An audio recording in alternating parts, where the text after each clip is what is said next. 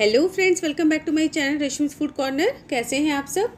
मेरे एक व्यूअर ने मुझसे घर पर अमूल फ्रेश क्रीम किस तरह से बनाई जाती है उसकी रेसिपी शेयर करने की रिक्वेस्ट की थी, तो वो रेसिपी मैं आज आपके साथ में शेयर करने वाली हूँ।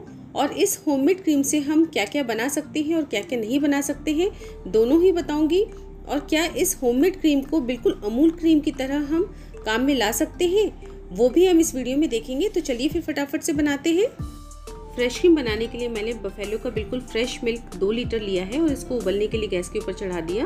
अब आप इसे तेज़ आंच पे बॉईल करें या धीमी आंच पे, इससे कोई फ़र्क नहीं पड़ता है। पर इस बात का ध्यान देना ज़रूरी है कि इसको ओवर बॉईल नहीं करना है, मतलब ज़रूरत से ज़्यादा बॉईल नहीं करना है, क्योंकि ज़रूरत से ज़्यादा अगर बॉईल करेंगे तो इसका कलर चेंज हो जाएगा, तो साथ में फिर क्रीम भी येलो कलर की ही बनेगी। और साथ ही साथ फर्स्ट बॉईल आने के बाद, चूँकि ये फ्रेश मिल्क है तो मैं इसको 5 मिनट और बॉईल करूँगी। लेकिन अगर आप पैकेट का दूध का यूज़ कर रहे हैं तो आप फर्स्ट बॉईल आने के बाद ही गैस को बंद कर सकते हैं। तो ये देखिए बॉईल आ चुका है, मैंने इसको 5 मिनट तक और थोड़ा सा बॉईल करना है। उसके बाद मैंने गैस को बंद कर दिया और गैस को बंद करके इस तरीके की कोई जाली से ढक देंगे और पंखे की हवा में इसको ठंडा करेंगे। तो ध्यान रखिएगा जाली से ही ढकना है, ढक्कन से नहीं ढकेंगे, नहीं तो प्रॉपर मलाई जम के तैयार नहीं होगी। और ठंडा होने के बाद इसको फ्रिज में हम रख देंगे 12 से 15 घंटे के लिए ठंडा होने के लिए। और 12 से 15 घंटे के बाद मैंने ये देखिए पूरी मलाई अच्छे तरीके से सेट हो चुकी है ऊपर, इसको बाहर निकाला। और इस बात का भी ध्यान रखना ज़रूरी है कि हम इसको जब फ्रिज में रखेंगे तो बीच बीच में से इसमें से दूध नहीं निकालना है। बार बार अगर बीच में हम दूध निकालेंगे तो ये मलाई टूट जाती है। और इस तरीके के बड़े से झारे से हम मलाई निकाल के और प्लेट में पलट देंगे। ये देखिए, तो पलटना इसलिए ज़रूरी है कि नीचे ये जो क्रीम दिख रही है वही फ्रेश क्रीम है, ऊपर तो फैट होता है, उसको हमको बाहर निकालना है।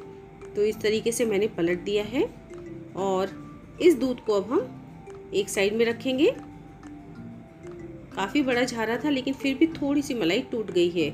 और बड़ा झारा होता है तो पूरी प्रॉपर एक बार में बिल्कुल रोटी की तरह मलाई निकल के आ जाती है। तो ये देखिए इस प्लेट में हमने सारी मलाई बाहर निकाल ली है और इसमें से अब हम क्रीम को अलग करेंगे। तो एक बाउल मैंने ले लिया और इस तरीके का एक चम्मच ले लिया और इस तरीके से खुरचते हुए हम क्रीम को बाहर निकालेंगे। ये देखिए बिल्कुल फ्रेश क्रीम निकल के बाहर आ रही है। और इसमें इस बात का ध्यान रखना ज़रूरी है कि मलाई जो निकालेंगे हम वो बिल्कुल ताज़े दूध की ही हो, मतलब पुराने दूध की या पुरानी रखी हुई मलाई से ये क्रीम नहीं निकाली जा सकती है। बिल्कुल उसी समय हमने जब दूध में से मलाई को निकालेंगे तभी हम इस क्रीम को उसमें से अलग कर सकते हैं। कई वीडियोस में आपने देखा होगा कि इस पूरी मलाई को छान दिया जाता है और उसको नीचे से क्रीम की तरह यूज़ किया जाता है, पर वो प्रॉपर क्रीम नहीं रहती, उसमें फ़ैट भी बहुत मात्रा में नीचे छन के आ जाता है। तो अगर क्रीम निकालनी है तो इस तरीके से ही निकालना चाहिए। तो ये प्रॉपर क्रीम निकल के आ रही है। आप इसका बहुत सारी चीज़ों में यूज़ कर सकते हैं इस क्रीम का, वो मैं आगे बताऊंगी आपको।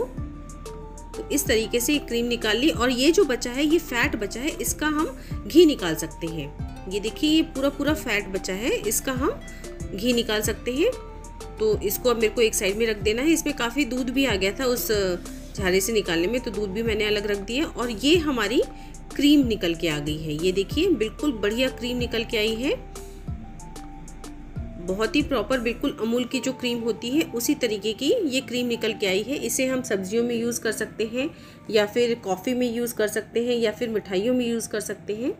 और अब इस क्रीम को, जैसे मैंने अमूल की क्रीम आपको फेंटना बताया था अपने आइसक्रीम वाले वीडियो में, उसी तरीके से मैंने फेंटना स्टार्ट किया। नीचे बर्फ़ रखा और ऊपर बोल रखा और इस तरीके से मैंने इलेक्ट्रिक बीटर से इसको फेंटना स्टार्ट किया।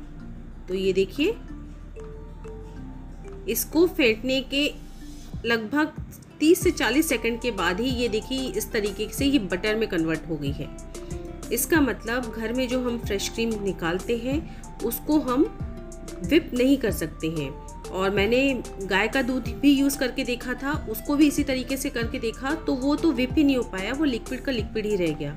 इसका मतलब जो घर में हम क्रीम निकालते हैं उसको अमूल की क्रीम की तरह विप नहीं कर सकते हैं और ना ही उसको विप क्रीम जैसा यूज़ कर सकते हैं केक्स और पेस्ट्रीज़ में। और इसको फिर मैंने आगे और प्रोसेस करने की कोशिश की। इसमें 2 चम्मच चीनी मिलाई और चीनी मिला के भी फिर मैंने इसको विप करने की कोशिश की। तो ये देखिए क्या होगा, इसको पहले मिक्स किया और फिर नॉर्मल जैसे हम लोग करते हैं क्रीम के साथ में शुगर मिला के उसको विप किया। तो ये चीनी जो मिलाई थी ये लिक्विड में कन्वर्ट हो गई है और फैट बिल्कुल अलग हो गया है। ये देखिए। तो इसका मतलब जो घर में हम फ्रेश क्रीम बनाते हैं उससे व्हिप्ड क्रीम बिल्कुल भी नहीं बनाई जा सकती है। तो ये चीज़ बिल्कुल गलत साबित होती है कि घर में जो क्रीम होती है उससे व्हिप्ड क्रीम बनाई जा सकती है। हाँ, लेकिन जो हम क्रीम बनाते हैं उसको अगर हम 10 से 20 सेकंड तक सिर्फ बीट करते हैं या हैंड विस्कर से भी हल्का सा विस्क करते हैं तो वो नॉर्मल क्रीम में कन्वर्ट हो सकती है। ये देखिए इस तरीके की मैंने इसको फ्रिज में रख दिया था ठंडा होने के लिए 10-20 सेकंड के बाद में, व्हिप करने के बाद में। तो इस क्रीम का हम यूज़ कर सकते हैं आइसक्रीम्स में या ग्रेवीज जो बनाते हैं हम डेजर्ट्स में। ये क्रीम इन सब कामों में यूज़ आ सकती है, पर ये केक में काम बिल्कुल भी नहीं आएगी। तो मैंने बिल्कुल ऑनेस्टली ये वीडियो बनाया है, जैसा जैसा होता ही गया वैसा वैसा मैं आपको दिखाते गई हूँ। तो वीडियो आपको कैसा लगा कमेंट करके मुझे ज़रूर बताइएगा, और अगर अच्छा लगा हो तो ज़्यादा से ज़्यादा लाइक और शेयर कीजिए। साथ में अगर आप मेरे चैनल पे पहली बार आए हैं तो सब्सक्राइब किए बगैर बिल्कुल मत जाइए, और बेल बटन भी ज़रूर दबाइए जिससे आपको मेरे आने वाली रेसिपीज़ की नोटिफिकेशंस मिलती रहेंगी। तो फिर मिलते हैं मेरी एक अगली नई रेसिपी के साथ, तब तक के लिए बाय बाय।